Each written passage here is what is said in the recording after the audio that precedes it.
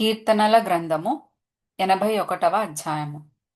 మనకు బలమైయున్న దేవునికి ఆనందగానము చేయుడి. యాకోబు దేవుని బట్టి ఉత్సాహధ్వని చేయుడి. కీర్తన ఎత్తుడి, గిలక తప్పెట పట్టుకొనుడి. స్వరమండలమును మనోహరమైన సితారాను వాయించుడి.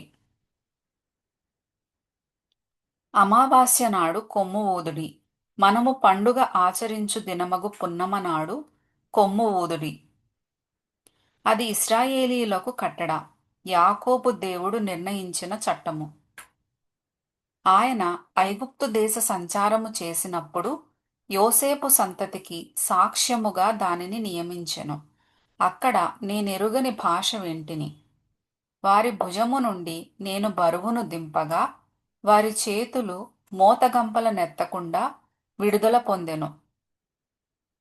ఆపత్కాలమునందు నీవు మొర్రపెట్టగా నేను నిన్ను విడిపించితిని. ఉరుము దాగు చోటులో నుండి నీకు ఉత్తరమిచ్చితిని. మెరీబా జలముల యొద్ద నిన్ను శోధించితిని. నా ప్రజలారా, ఆలకింపుడి. నేను మీకు సంగతి తెలియజేతును. అయ్యో ఇశ్రాయేలు, నీవు మా మాట వినిన ఎడల ఎంత మేలు!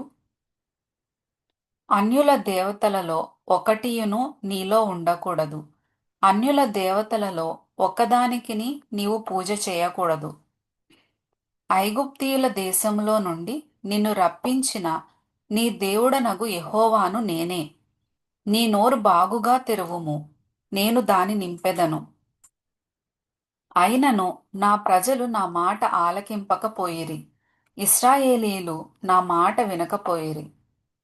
కాబట్టి వారు తమ స్వకీయ ఆలోచనలను బట్టి నడుచుకొనున్నట్లు వారి హృదయ కాఠిన్యమునకు నేను వారినప్పగించితిని.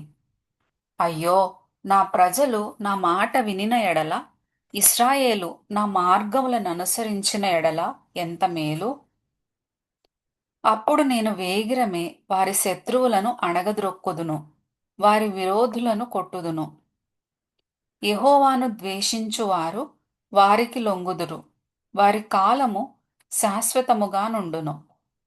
అతి శ్రేష్టమైన గోధుమలను అనుగ్రహించి నేను వారిని పోషించుదును.